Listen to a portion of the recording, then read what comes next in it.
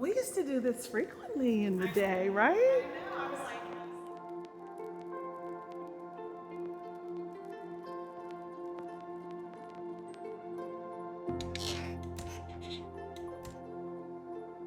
My name is Maureen Fernandez. I'm the content director at Momentous Institute. Hello, my name is Keisha Wright, and I am a clinician here at Momentous. And today I'd like to share about something I do for my mental health.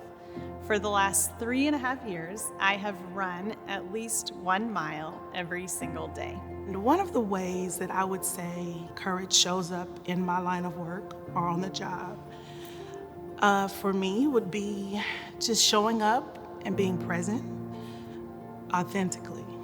So one Saturday in February of 2019, I decided to just try it and run a mile. And it was awful. I honestly hated it. It took forever. I had to stop and tie my shoes a lot of times. It took about 3 or 4 weeks of running every day before I stopped hating it, actually, and before I stopped thinking about how I was running for the whole run.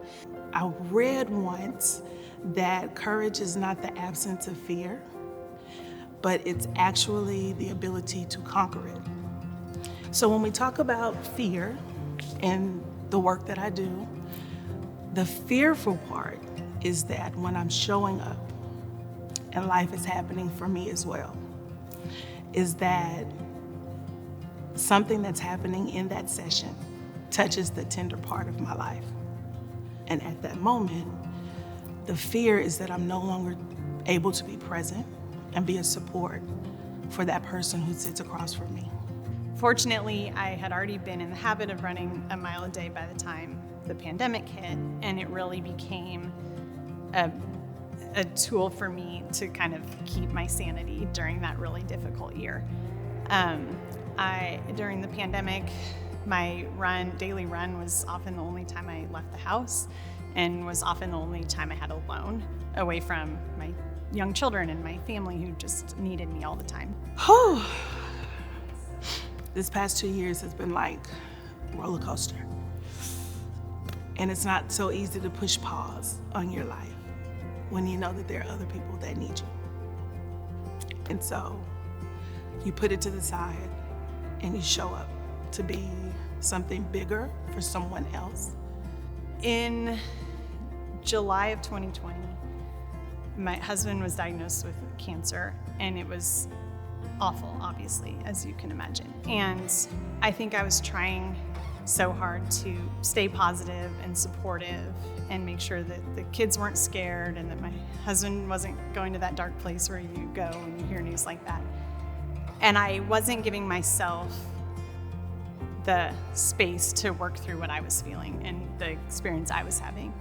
And one day I went for a run, and I was only a few blocks from my house, and I couldn't breathe. It felt like a weight on my chest. I literally felt like air could not pass through my lungs, and I stopped running, and I was shaking, and I was crying, bawling, and I just was having this intense physical response, and I realized I was releasing all of the tension and the anxiety and the fear and the trauma and the grief that was all being held in my body.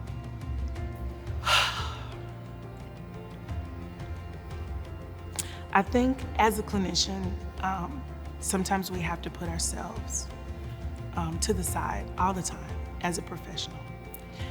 But I've realized that this is not a job for me. It's more of a calling. And that's why it's easy for me to show up, because it's bigger than me. It's bigger than my circumstance. It's bigger than my current situation. And I courageously put on my clothes in the morning, check my stuff at the door, and I come in order to be a support for someone else who may be even more broken than I am. There have been a lot of days where I've not wanted to run, but there's never been a day where I have regretted it after. And fortunately, my husband is now cancer-free.